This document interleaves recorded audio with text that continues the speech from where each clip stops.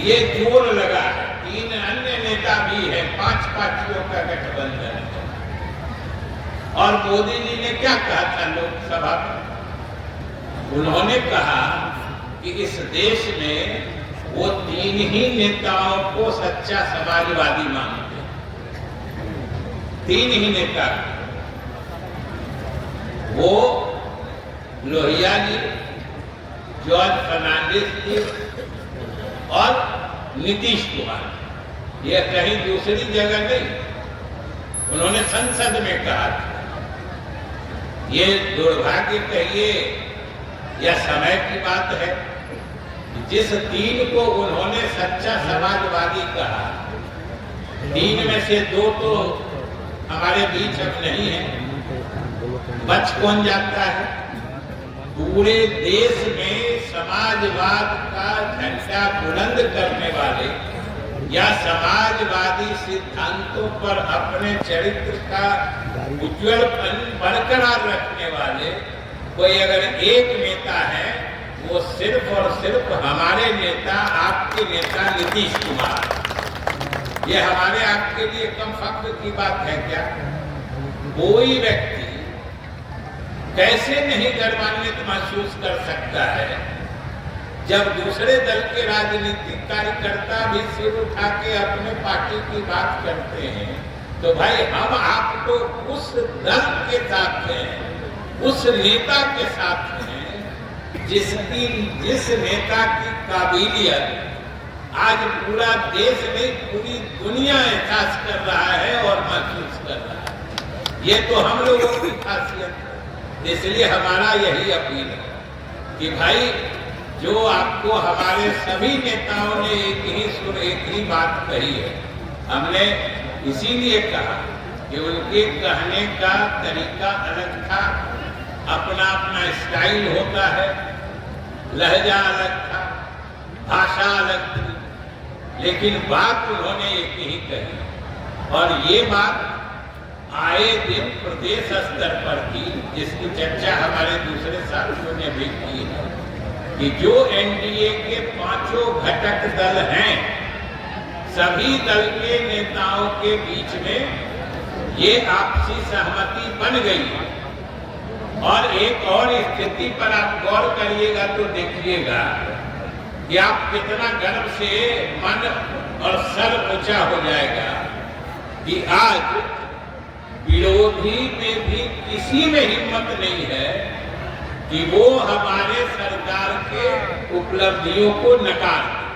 कोई विरोधी भी बोलता है कि बिहार में काम नहीं हुआ है, आप याद करके सोच के देखिए, कोई विरोधी नहीं बोलता है कि बिहार में काम नहीं हुआ है, क्योंकि काम आज बिहार के या सारण के हर पंचायत के हर वार्ड में दिखने लगा। जहीं जाइएगा वहीं आपको सरकार की उपलब्धि नजर आएगी। तो ऐसी हालत में हम लोगों को ईमानदारी से डटे रहना है। और दूसरी साजिश ये कर रहे हैं, क्योंकि मुख्यमंत्री जी ने ही 2 बार इनको थोड़े समय के लिए सरकार में काम करने का मौका दिया था, उसी का फायदा उठा के जो नीतीश कुमार या एनडीए सरकार की उपलब्धियां हैं, उसमें से जबरदस्ती अपनी हिस्सेदारी निकालना चाहते हैं। अभी बहाली हो रही है, शिक्षकों की बहाली हो रही है, सुनील बाबू बैठे हैं, वीरेंद्र बाबू, वीरेंद्र नारायण यादव जी तो इस विभाग और इस चीजों के विशेषज्ञ ही हैं।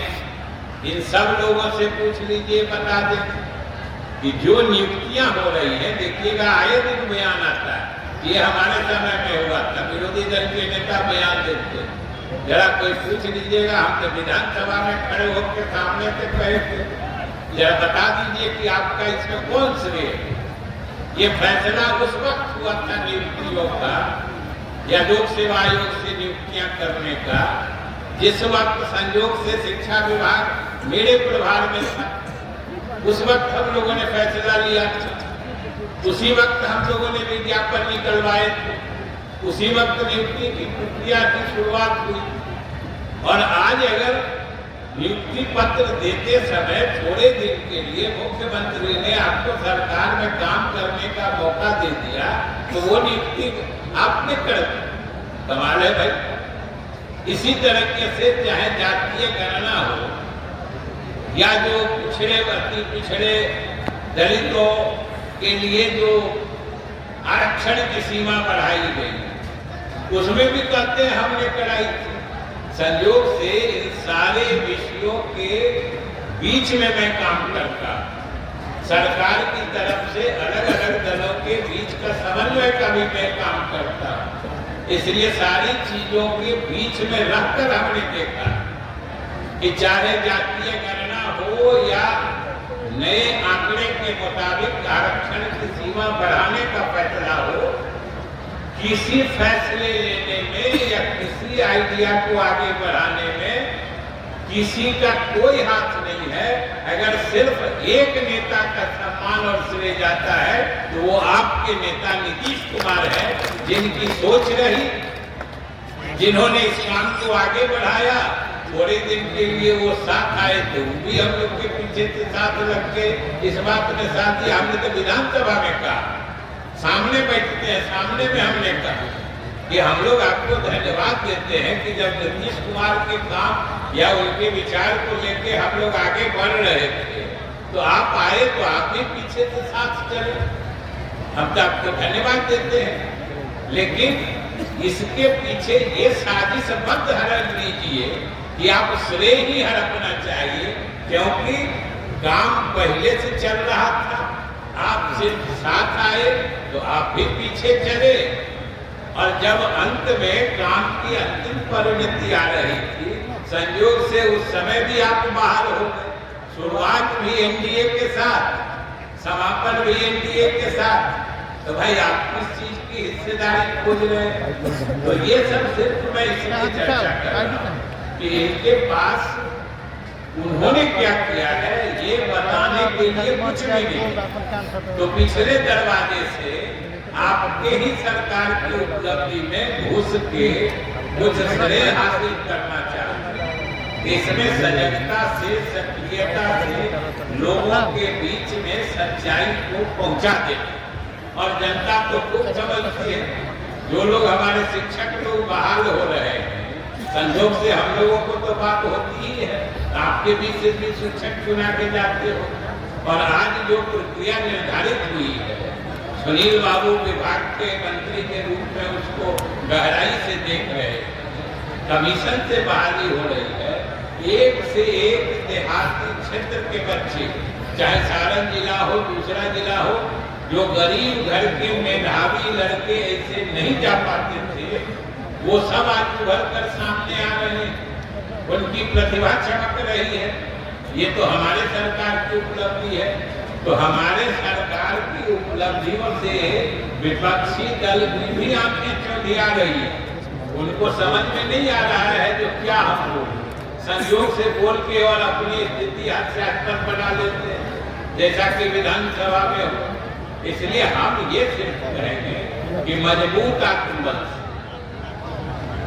सिर्फ जो हमारा गठबंधन का फैसला हो, अपने नेताओं पर तो भरोसा करना ही होता है। पार्टी में ये कभी स्थिति आती है, और हम आपको पूरी ईमानदारी और जिम्मेदारी से बता रहे हैं। आपको लगता होगा कि पार्टी में हम लोग बहुत ऊंचे हैं, लेकिन कई बार, अनेक बार ऐसी स्थिति होती है कि जिसमें जो बात हमको उचित लगती है या हम सोचते हैं कि ऐसा हो, वो नहीं हो पाती। ये तो प्रजातांत्रिक व्यवस्था है और अपने पार्टी का अनुशासन है कि पार्टी जो फैसला लेती है, अंत में सब लोग उसके साथ होते हैं। तो आपका ये पार्टी के प्रति निष्ठा, नेता के प्रति समर्पण बना रहे। आपके नेता में वो काबिलियत है, वो सलाहियत है कि वो एनडीए की पूरे नैया को लेके इस बार उस ऊंचाई पे ले जाएंगे कि 2010 वाला रिकॉर्ड भी इस बार निश्चित रूप से टूटेगा। ये माहौल चारों तरफ दिख रहा है, और सारण ने तो आज कमाल कर दिया। इसलिए अध्यक्ष जी के साथ जो आप पार्टी के तमाम जिले के नेता बैठे हैं, विधायक, पूर्व विधायक